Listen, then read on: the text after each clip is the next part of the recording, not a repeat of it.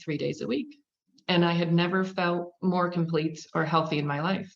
There's stress, there's stuff that goes on, but it wasn't something that burdened me as much as it did. So as your body releases its tension, your mind releases its tension, and your body, mind, and spirit begin to trust one another and connect and motivate, and it changes your whole outlook on life.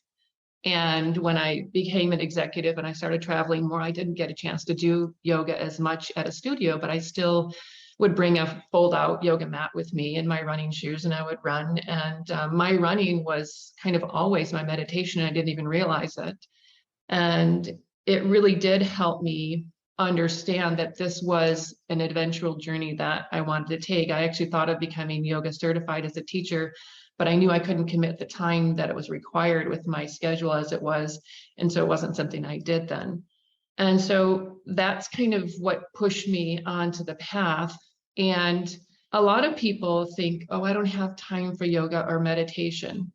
But as you mentioned, yoga is breathing. And so if we can breathe as we move through our life, we can reduce our stress. And there's all kinds of things that show how belly breathing really helps reduce stress. It changes from the sympathetic to the parasympathetic nervous systems. And it helps us really relax and reduce that fight or flight reflex. I would imagine that each one of you, especially being in the scientific realm, have been in deep meditation without even knowing it. Meditation is single-minded focus, right?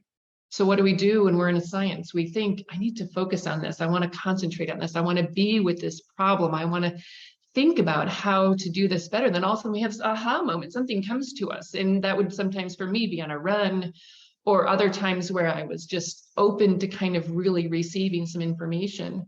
And some of the ancient rishis and seers would say that all the knowledge is available to all of us. It's all there. We just have to be open to it. So when we have these aha moments in science, or this, inspiration, or this thing that comes to us, it could be that it's always been there and we just had to be open to receiving it.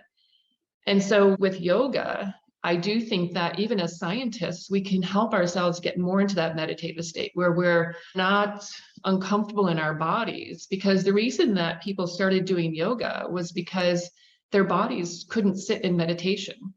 And so all of this is really to release the tied up energies or the tightness in your bodies. And Ayurveda teaches us that our emotions, any soreness in your body, is actually emotions that are locked in place. And so we have to move those out. And so we can do that with the asanas or the postures. We can do that through meditation.